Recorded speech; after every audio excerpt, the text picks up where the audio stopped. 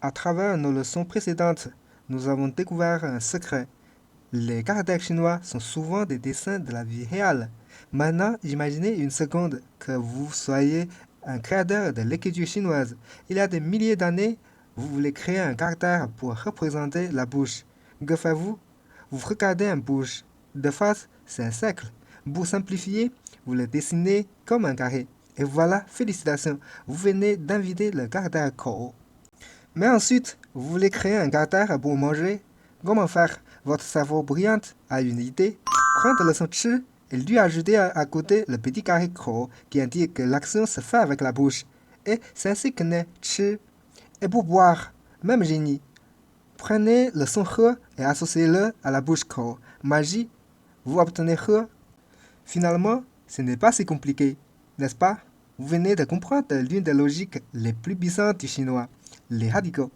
Ce petit carré Kou est comme un code secret qui est placé à côté d'un autre caractère. Nous murmure, ces actions concernent la bouche.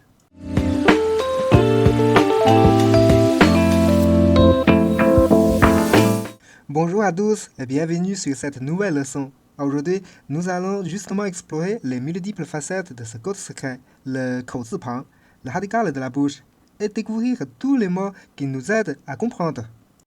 Ce petit carré Kou est donc le dessin simplifié d'une bouche ouverte, mais sa magie ne s'arrête pas là. Quand Kou apparaît comme radical dans d'autres caractères, il apporte toujours la même information précieuse. Ce mot a un lien avec la bouche. Ce qu'elle fait, ce qui entre, ce qui en sort, vous, les organes qui l'entourent. C'est comme un indice précieux qui nous aide à deviner le sens des caractères, même les plus complexes. Explorons maintenant les 4 grands rôles joués par ce radical. Les fonctions premières. Sans surprise, on commence par manger et boire. Chi, manger.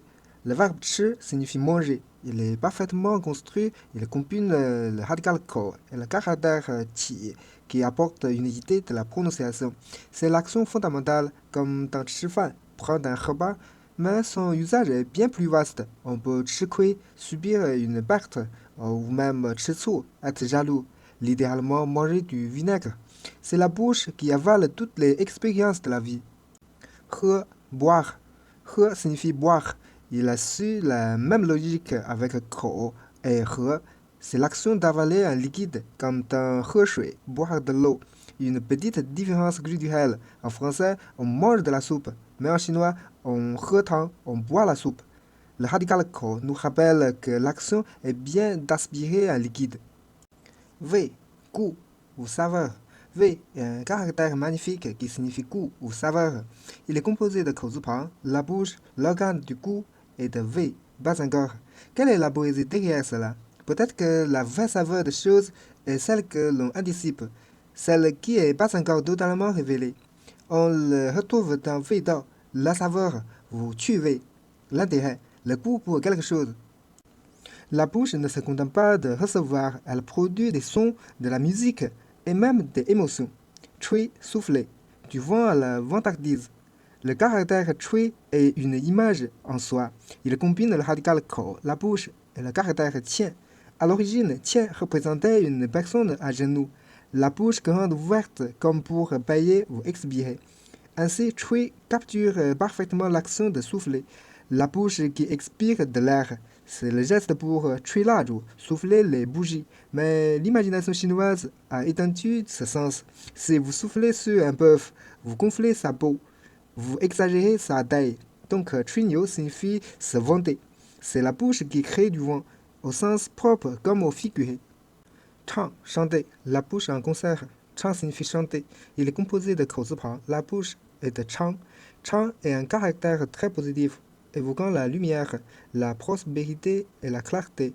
L'idée est que chanter, c'est la bouche qui produit un son clair, beau et rayonnant, qui illumine l'espace comme la lumière du jour.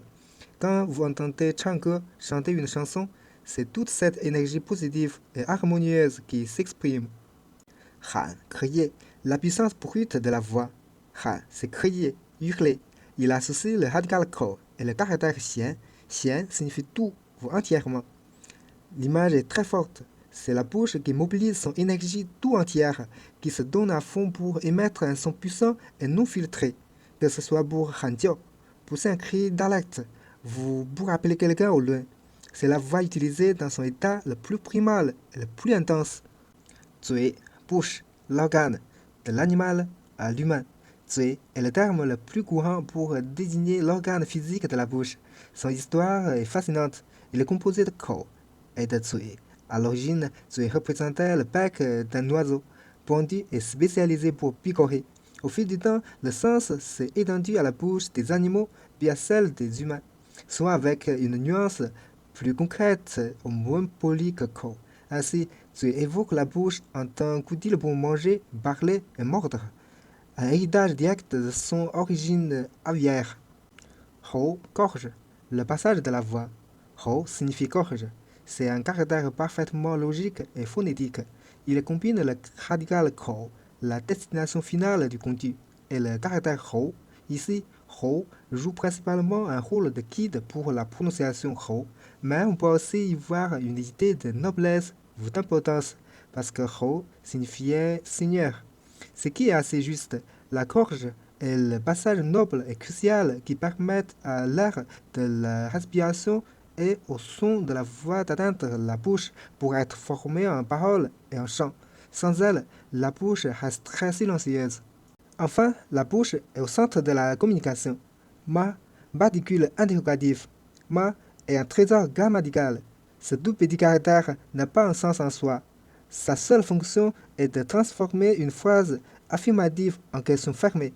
Par exemple, ni hao signifie bonjour, mais ni hao ma signifie comment vas-tu. C'est la matérialisation de l'intonation montante que nous utilisons pour poser une question. Le radical ko est là pour nous rappeler que cette particule se dit. Alors, vous voyez, ce simple carré, ko-zi-pang, est bien plus qu'une bouche. Il est la porte d'entrée de la nourriture et des saveurs, l'origine des sons et des émotions, le nom de notre organe et même le cœur de notre façon de poser des questions. Il relie le corps, l'esprit, la culture et la grammaire. Si vous avez aimé cette vidéo, n'hésitez pas à lâcher un petit like, à me dire ce que vous en pensez dans les commentaires et à vous abonner pour ne rater aucune future leçon.